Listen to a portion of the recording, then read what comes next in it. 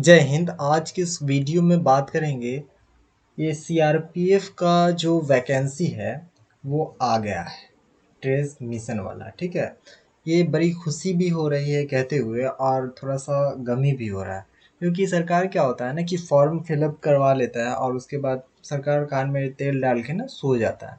ठीक है, पर खुशी हो रहा है कि सेंट्रल गवर्नमेंट जो है ना कुछ स्टूडेंट के लिए हित में अब सोच रहा है। ठीक है, पर कोई बात नहीं, जो जिसके पास ज़्यादा क्वालिफ़िकेशन है उसके लिए तो बल्ले बल्ले है, जिसके पास ज़्यादा क्वालिफ़िकेशन नहीं है उसके लिए ये वैकेंसी बहुत अच्छा है। ठीक है, और आज हम बताएंगे इसमें कि वैकेंसी जो आया है 2023 का ये कैसा है, सीआरपीएफ वाला, और इसमें ऑनलाइन फॉर्म कैसे भरा था, इसके लिए क्या डेट है, और इससे रिलेटेड जो इम्पोर्टेंट डॉक्यूमेंट होता है वो क्या क्या है, और आवासीय जो है जिसको बोलते हैं डोमिसाइल, वो कौन कौन सा स्टेट का लगता है वो समझेंगे।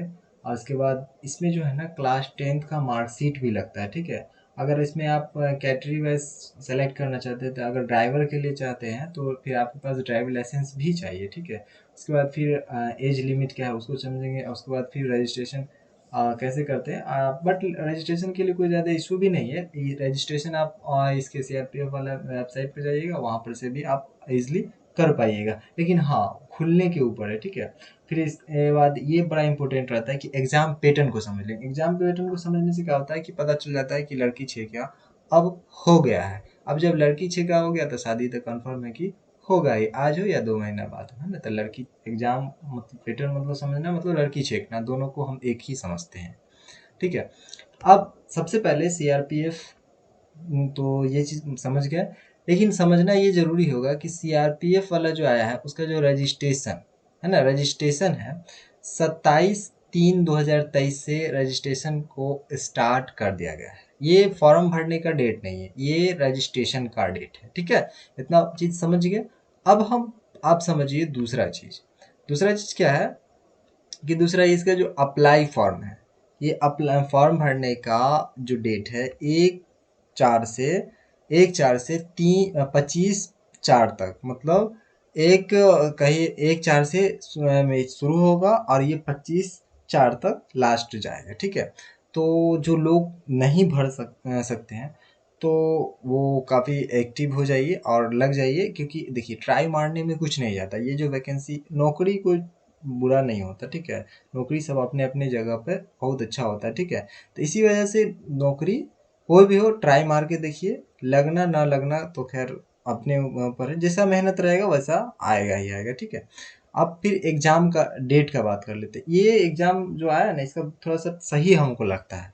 क्यों बोलिए तो अच्छा लगता है कि इसलिए अच्छा लगता है ना भाई कि इसमें जो सब चीज़ पूरा पैटर्न वाइज बता दिया गया है ना, serial wise, serial number number 1 2 3 4 करके सब बता दिया गया है।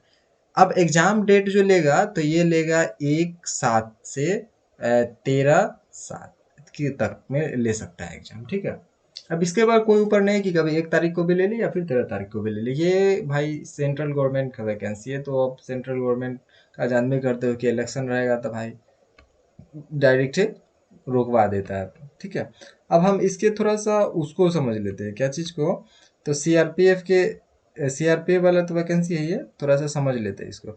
इसका जो कट ऑफ आता है सीआरपीएफ वाला का, आप लोगों को मालूम होगा कि सीआरपीएफ वाला का जो कट ऑफ जितना गिरता है, तो इसका जो कट ऑफ गिरता है तो पूरा सेंट्रल वाइज गिरता है ना, पूरा केंद्र वाइज कट ऑफ इसका गिर जाएगा, जो काफ़ी अच्छा होता है हर एक राज्य के लिए। ठीक है, सी मतलब सेंट्रल गवर्नमेंट का एग्जाम होता है। अब सेंट्रल गवर्नमेंट का जो एग्जाम होता है तो इसमें से ओबीसी, फिर एससी या एसटी, फिर उसके बाद ईडब्ल्यूएस, ये सब का जो है ना कास्ट सर्टिफिकेट आपको बनवा लेना बहुत जरूरी होगा। ठीक है, ये कास्ट सर्टिफिकेट बनवाने बनवाने से आपको फायदा ही फायदा होगा, बल्कि लॉस नहीं होगा।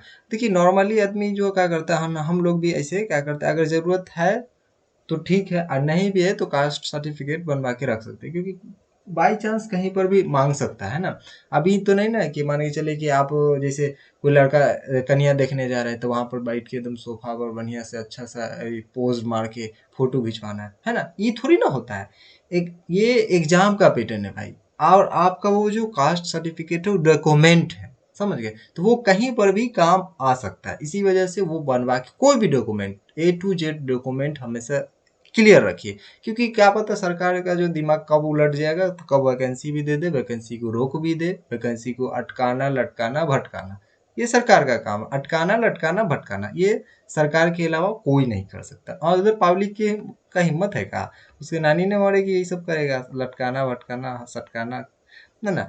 तो इसका जो है ना कोई भी स्टेट वाइज आप क्या कीजिएगा ना, डोमिसाइल सर्टिफिकेट बनवा के रखिएगा। आप caste certificate OBC SC ST का बनवा ही, और साथ ही क्या कीजिएगा, डोमिसाइल सर्टिफिकेट भी बनवा के रख लीजिएगा। डोमिसाइल सर्टिफिकेट बनवाने से आपको फायदा क्या होगा कि डोमिसाइल उस सर्टिफिकेट उसको बोलते हैं ना जो आय, देखिए इसमें समझिए कि कास्ट सब मतलब जानवे करते जाति सर्टिफिकेट हो गया, ठीक है, और आय तो जानवे करते हैं कि इनकम हो गया, और डोमिसाइल मतलब डोमिसाइल अलग हो गया, जिसको आवासीय भी बोलते हैं बहुत जगह में, ठीक है। बिहार में ये ऑफिशियली बोला जाता है, कहाँ कुंची बनवावे जाए रे, तो ये बनवावे जाए को क्या चीज, आवासीय बनवाने जाए, है ना। तो ये गरीब का बेटा क्या करेगा ना कि अब इसको डोमिसाइल नहीं बोलेगा, क्या बोलेगा, आवासीय आवासीय, ठीक है। अब ये चीज समझ में आ गया। अब थोड़ा सा नजर एक झलक मार लेते हैं कहाँ, तो आपके क्वालिफिकेशन मतलब योग्यता पर, कि आप जो कैसा बीज बो के आए हैं टेंथ में ना, टेंथ में आप कितना लड्डू लेके आए हैं। अगर आप ज्यादा लड्डू लेके आए हैं तो ज्यादा अच्छा नंबर मिलेगा, ज्यादा अच्छा पोस्ट मिलेगा, है ना। तो ऐसा कुछ नहीं है। इसको इसमें जो होता है ना कि पोस्ट जो है ना खुद अपने से सेलेक्ट करना पड़ता है आपको। आप जैसा पोस्ट सेलेक्ट कीजिएगा उस पोस्ट की में आपका तैयारी सही रहेगा, क्योंकि आप वो में जो तैयारी सही रहेगा, अगर वो तैयारी के हिसाब से आप अच्छा नंबर लाते हैं, कट ऑफ आपका अच्छा गिरता है एग्जाम का, तो आपको उसी हिसाब से फिर जो पोस्ट चूज किए हैं वो पोस्ट मिलेगा ही मिलेगा। ये थोड़ी ना है कि मतलब शादी में करे उ कनिया से वो कनिया बदल देगा, ऐसा थोड़ी ना। सरकार भी ईमानदारी इसमें दिखाता है, लटकाना भटकाना अटकाना सटकाना इसमें थोड़ी नहीं करता। अच्छा हाँ, एक बात और, इसमें क्या होगा ना कि 10वां का जो है ना क्लास 10th का आपको सर्टिफिकेट जो मार्कशीट चाहिए था, ठीक है, मार्कशीट चाहिए था। अब देखिए छोटा सा आप यार शादी करने जाइए तो वहाँ पर रिज्यूम दिखाता है, तो ये भाई एग्जाम है तो ये तो देखबे करेगा ना, है। तो वहाँ पर पंडित जी रहेगा तो वहाँ पर तो देखेगा लड़का कहाँ तक पढ़ा है क्या है नहीं, ये सारा चीज़ देखेगा, पूरा रिज्यूम देखेगा, फिर लड़की भी देखेगा, हाँ हमार बरतोहार ये है वो है ना फलना ढिकलना, तो वो सब देखती है। वैसे ही ये मार्कशीट भी वहाँ पर चाहिए, ठीक है।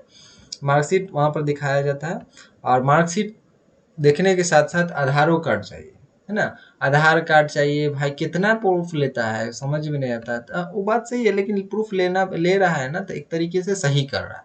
क्योंकि देखिए आप छोटा सा समझिए, आप किसी से अगर प्यार करते हैं, आप लड़की हैं तो लड़का से प्यार करेंगे, अगर आप लड़का है तो लड़की से प्यार करेंगे।